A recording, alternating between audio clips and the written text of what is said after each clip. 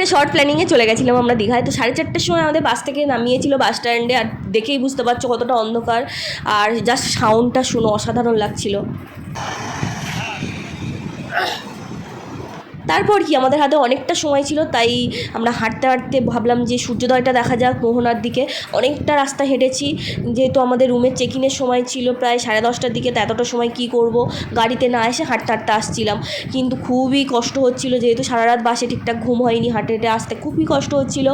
আর যতটা মোহনার দিকে যাচ্ছিলাম না, আর যতটা বেলাও হচ্ছিল, তত জোয়ারটা আরও বেশি আসছিল। আর যত মোহনার দিকে যাচ্ছিলাম তত লোকজনের ভিড়টাও বাড়ছিল। সবাই সূর্যোদয় দেখার জন্য মানে মোহনার দিকে ভিড়, কিন্তু সবারই ব্যাড লাক আমাদের মতো।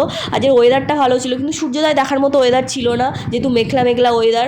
খুবই ভালো লাগছিল, আর পুরো তো ভিজে ভিজে তো ফালতু কাণ্ড হয়ে গেছে। এই জন্য ভাবলাম চলো রুমের দিকে যাওয়া যাক। আর তারপরে মার্কেট টার্কেট একটু ঘুরতে ঘুরতে সোজা রুমের দিকে চলে গেলাম। তো চলো টাটা, দেখা হচ্ছে নেক্সট ভিডিওতে।